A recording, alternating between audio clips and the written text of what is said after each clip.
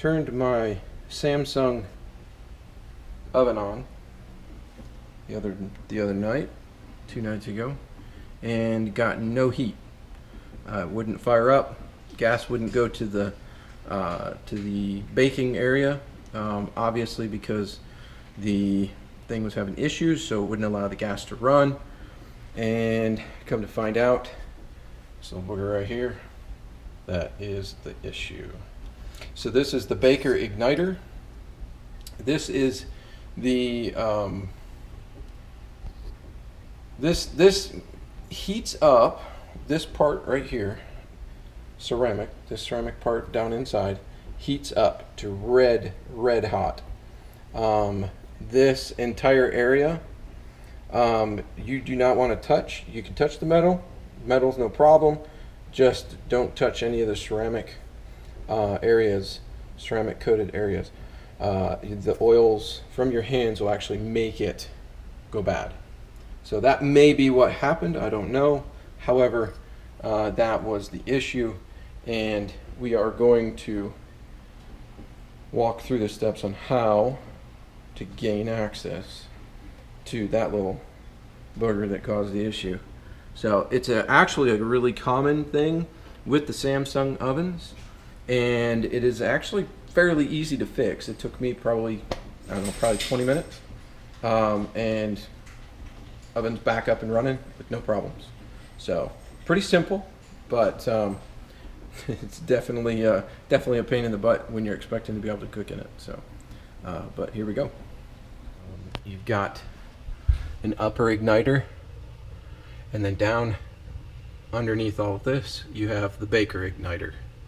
You actually can get access to the cables, which are right here. That's the white things here. Now I've already changed mine out. I'm gonna actually walk you back through it and show you how everything goes. But the part that I bought to replace it is a direct replacement, aftermarket, and it comes with the ceramic wire nuts. And all you got to do is snip the other connector off the ends, which are these things here. Snip those off, and then strip your wire and put the ceramic wire nuts on, put everything back together, and it's good to go.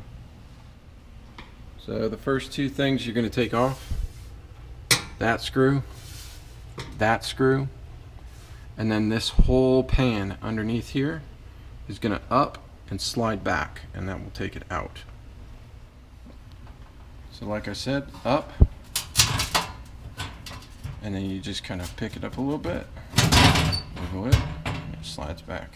So now this is what actually spreads the heat from the flame out.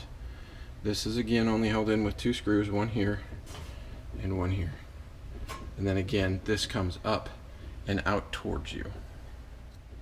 Again, up in the front, and then it comes off the little hooks in the back. And now that actually allows you to gain access to the Baker Igniter, which is right there. So Baker Igniter ignites the gas that comes actually up through this tube. This is the igniter. There are 2 wires that lead from it, and what I suggest doing is marking the right wire or the left wire with a black marker, and then that way you know which was right or which one was left, and you can then hook those directly up to the new igniter. That way you're not crossing the igniter, and then you get it all back together and it doesn't work.